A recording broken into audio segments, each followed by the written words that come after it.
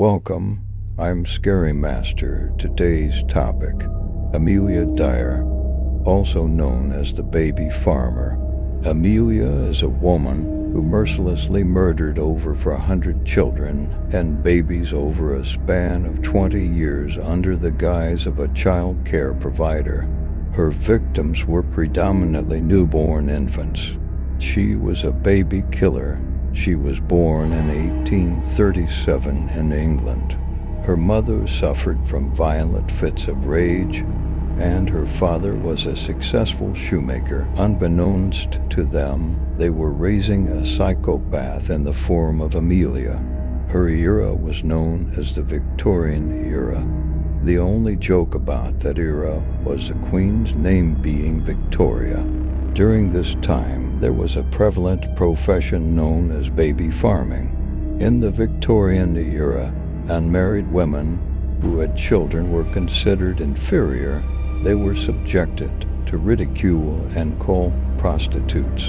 Baby farmers provided a solution for these women. This was a depiction of the baby farming profession, just as a regular farmer tended to vegetables. Baby farmers cared for babies.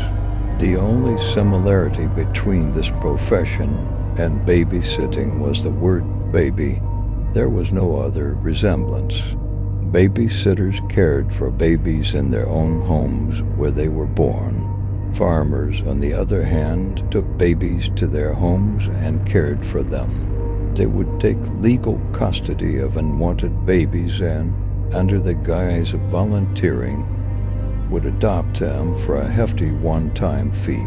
This way, the real mothers of the children, the so-called inferior women, could sever their ties with their children completely.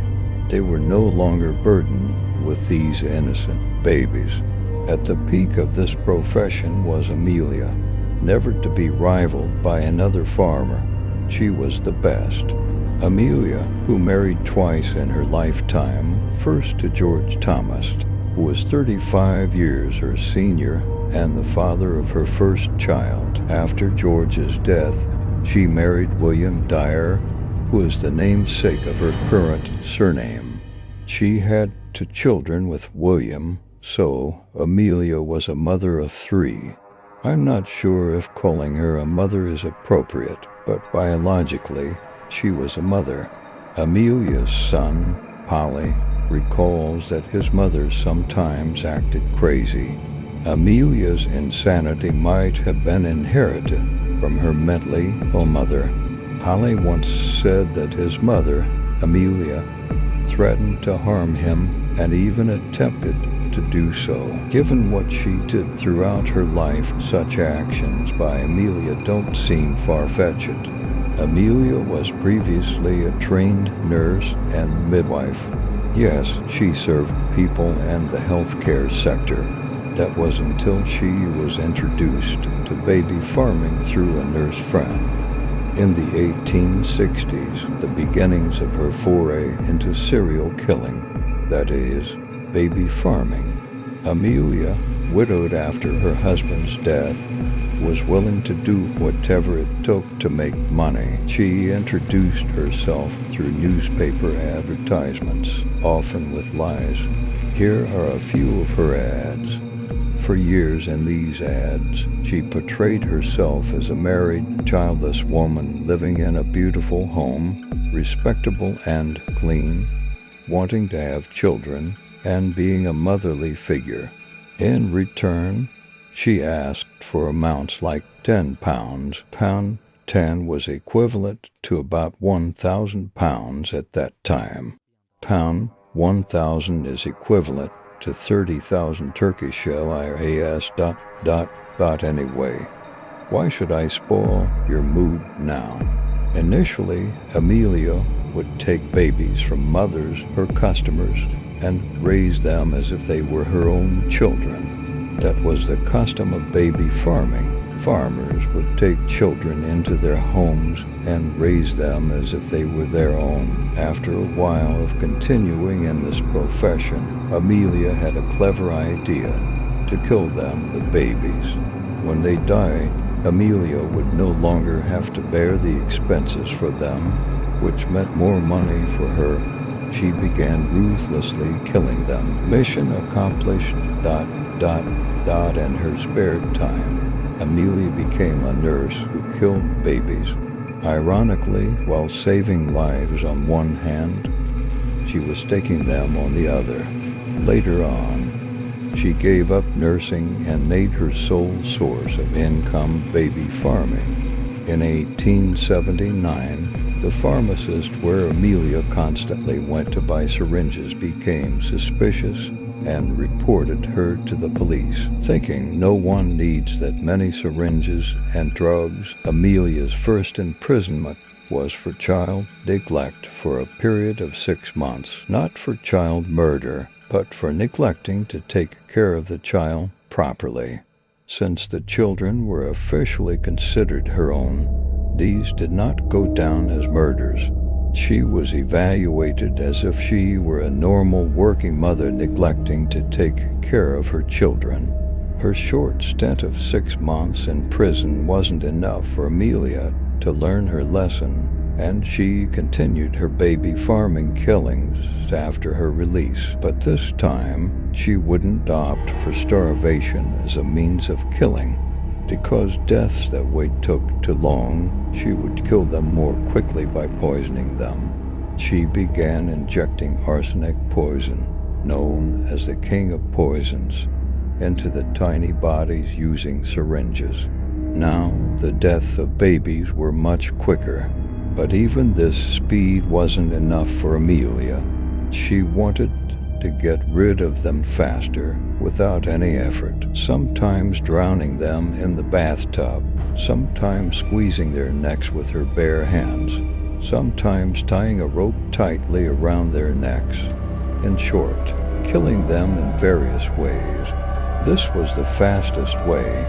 She would put the dead babies' bodies in bags and newspaper wrappings usually, and throw them into the Thames River, sometimes burying them in the ground.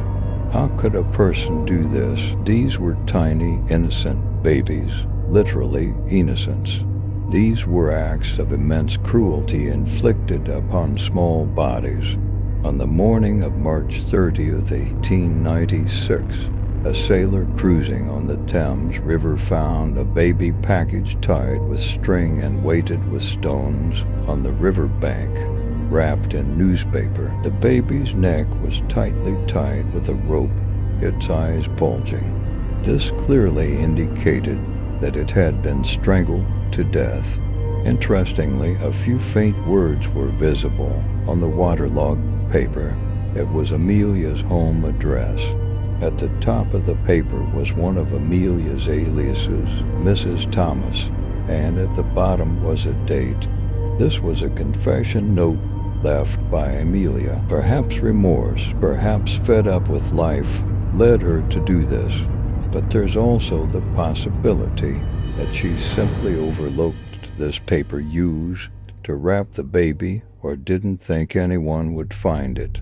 Perhaps it was just a letter that arrived at her home. The police and detectives went straight to the given address. Amelia was there. Inside the house, there was the unmistakable heavy odor of dead babies, advertisements themed looking for babies to adopt, and lots of baby clothes. After the incident, searches intensified in and around the river. On April 2nd, 3 days after the incident, 6 baby corpses stuffed into a carpet bag and thrown into the river were found. In months of search efforts, dozens, hundreds of baby corpses were found. Amelia was initially tried for just one murder. Her lawyers tried to save her by claiming she was not criminally liable due to insanity. On April 2nd, 3 days after the incident, 6 baby corpses stuffed into a carpet bag and thrown into the river were found. In months of search efforts, dozens, hundreds of baby corpses were found. Amelia was initially tried for just one murder. Her lawyers tried to save her by claiming she was not criminally liable due to insanity. The efforts of the lawyers were in vain. Amelia was sentenced to death. When asked to say her last words before being hanged, she remained silent and accepted her fate without a word. Amelia, who was hanged in front of Newgate Prison on June 10, 1896, estimated to have killed over 100, even more, babies over 30 years of baby farming. She's often referred to as an angel maker by a large crowd for sending innocent babies to the other world. Indeed, they all went as angels. A section on Amelia displayed in a museum and a depiction of the clothes she generally wore. Perhaps they are original clothes. There is no clear information. There are many others doing this in different ways today. I also wanted to share this. One crazy person got Amelia's tattoo on his body. Sometimes you wonder why. That's it for my video. I'm eagerly awaiting your comments about me and my video. I'm really excited. Stay curious and loving.